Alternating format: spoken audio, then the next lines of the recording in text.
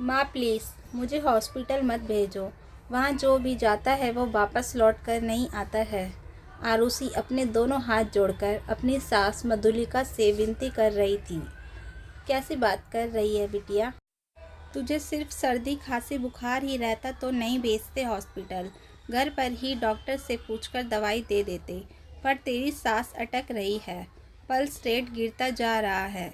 जल्द हॉस्पिटल नहीं ले गए तो मुश्किल हो जाएगी।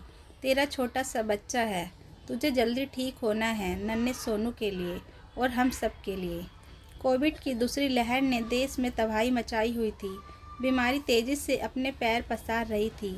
25 वर्षीय आरुषि जो गंभीर रूप से बीमार थी, उसे 10 दिन से सर्दी खांसी बुखार तो था ही, अब शरीर में ऑक्सीजन लेवल भी बहुत कम हो गया था, जिससे उसे सांस लेने में दिक्कत हो रही थी। वो लगातार न्यूज़ में देख रही थी किस तरह लोगों की मौत हो रही थी। हॉस्पिटल में भी इस बीमारी का इलाज ठीक से नहीं हो पा रहा था। मृतकों की संख्या लगातार बढ़ती जा रही थी। सभी डॉक्टर्स अपनी तरफ से पूरी कोशिश कर रहे थे मरीजों को बचाने की। मरीजों का इलाज करते हुए कई डॉक्टरों की भी मौत हो रही थी। बीमारी से ज़्यादा दहशत से लोग मर रहे थे। एक डॉक्टर की पत्नी होते हुए भी उसे बार बार यही लग रहा था कि उसका बचना मुश्किल है, जबकि उनके परिवार ने कोविड के शुरुआती दिनों से ही पूरी सावधानी बरतनी शुरू कर दी थी। जबलपुर के रामेश्वर यादव के परिवार का हाल बुरा था। उनके परिवार में वो और उनकी बहू आरुषि कोरोना पीड़ित हो गए थे। उनकी पत्नी मधुलिका यादव अपनी बहू आरुषि को बेटी की तरह ही मानती थी। आरुषि का 2 साल का बेटा सोनू और अपनी मां के पास 10 दिन से नहीं जा पा रहा था, तो मधुलिका अपने ममताई आंचल में छुपाए रखती, उसे ढेरों कहानी सुनाती, घर में सकारात्मक माहौल बना रहे उसका पूरा ध्यान रखती। अपने पति और बहू दोनों का पूरा ध्यान रख रही थी। समय पर दवाइयाँ, नाश्ता, खाना, किसी चीज़ में कोई कमी नहीं रख रही थी। सोनू मम्मा पास जाना है कि जिद तब करता तो वो भी उसके साथ रोती। कितनी मजबूर हो गई थी मधुलिका, एक तरफ पति बीमार और दूसरी तरफ बहू जिंदगी मौत के बीच संघर्ष कर रही थी। उनकी इकलौती संतान रुमेश ने 3 साल पहले ही प्रेम विवाह किया था। आरुषि बहुत ही प्यारी लगी थी। पहली ही नज़र में मधुलिका को एक बेटी की ख्वाहिश पूरी हो गई थी। जब आरुषि शादी के बाद मधुलिका के घर आई तो दोनों सास बहू कम बेटी ज़्यादा लगती थी। आरुषि को भी माँ के आंचल की छाया मिल गई थी, जिससे उसका बचपन मरूम रहा था। उसको जन्म देते ही उसकी माँ भगवान को प्यारी हो गई थी। अपनी नानी से यही सुनती आई थी वो कि उसकी माँ भगवान जी के पास चली गई है। मधुलिका में उसको उसकी माँ ही दिखती। जहाँ मधुलिका को लेखन पठन का शौक था, माँ आप क्यों नहीं समझ रही, हॉस्पिटल से वापस नहीं आ पाऊँगी मैं, यह मेरा मन कहता है। यहाँ तो दूर से ही आप सभी को देख रही हूँ, अपने सोनू की आवाज़ सुन रही हूँ। बेटा, इस तरह आइसोलेशन में रहने से तबीयत ठीक होनी मुश्किल है। देखो पापा जी को भी दूसरे अस्पताल ले जा रहे हैं। आरुषि के कमरे के बाहर खड़ी मधुलिका उसे हॉस्पिटल जाने के लिए समझा रही थी।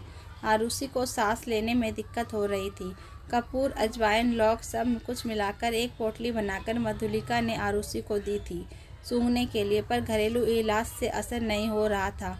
आरुषि की आंखों में आंसू बह रहे थे। वो अपने बेटे सोनू को अपनी गोद में उठाकर जी भर कर चूमना चाहती थी। आंखों में ममता भरी बड़े हसरत से अपने बेटे को दूर से ही देख रही थी।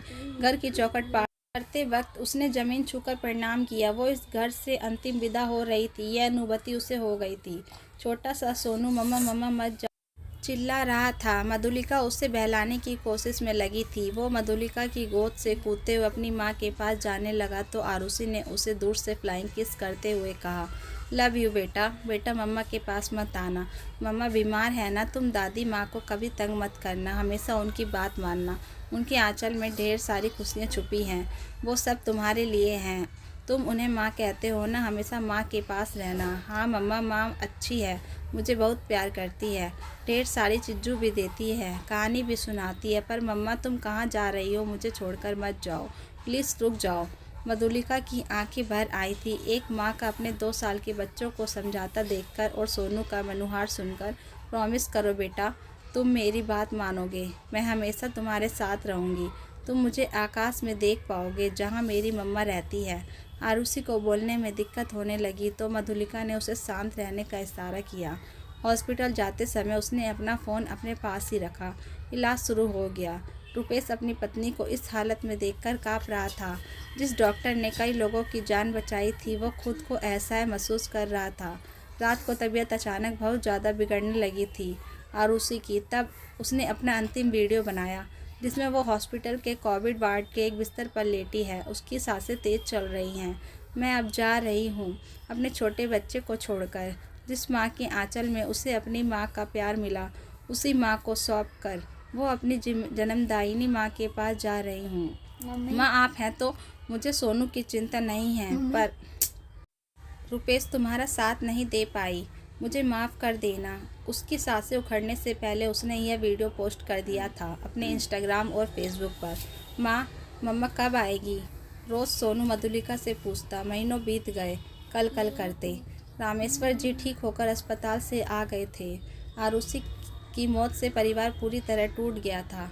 एक दिन अचानक फ़ोन से खेलते वक्त सोनू ने आरुषि के उस वीडियो को देख लिया। पहले तो अपनी मम्मा को देखकर खुशी से ताली बजाने लगा, फिर मधुलिका के पास फ़ोन लगाकर बोला, माँ, मम्मा को आने बोलो। आप बड़े हो ना मम्मा से, वो आपकी सारी बात मानेंगी। मधुलिका ने जो महीनों से आंसू रोके हुए थे, सोनू को छाती से लगा खूब रोई। माँ, मम्मा मर गई क्या? इस सवाल का जवाब देने की हिम्मत नहीं थी मधुलिका में। माँ, जो मर जाते हैं वो तारा बन जाते हैं ना, आपने कहानी में सुनाया था ना। तो क्या मम्मी भी तारा बन गई होंगी? चलो मम्मा को देखकर आते हैं। नन्हा सोनू मधुलिका की उंगली पकड़कर खुले आकाश के नीचे अपने आंगन में ले आया। आकाश की तरफ उंगली करके बोला, माँ, बताओ ना, इन तारों में से मेरी मम्मा कौन सी है? मधुलिका ने अपने आंचल से आंसू पोंछे और कहा, तुम चल कर देखो, जो तारा सबसे चमकीला होगा और तुम्हारे साथ साथ चलेगा, वही तुम्हारी मम्मा है। वो हमेशा तुम्हारे साथ चलेंगी। नन्हा सोनू आंगन में दौड़ने लगा और थोड़ी थोड़ी देर में रुककर आकाश की तरफ देखता। सबसे चमकीले तारे की तरफ उंगली उठाकर बोला, माँ, यह रही मम्मा। हाँ बेटा, यही तुम्हारी मम्मा है। इतना कहकर मधुलिका ने सोनू को अपने आंचल में छुपा लिया। बेटे रुपेश ने दूसरी शादी करने से साफ इनकार कर दिया। माँ, आप ही इसकी माँ हैं। सौतेली माँ नहीं लाऊंगा अपने सोनू के लिए।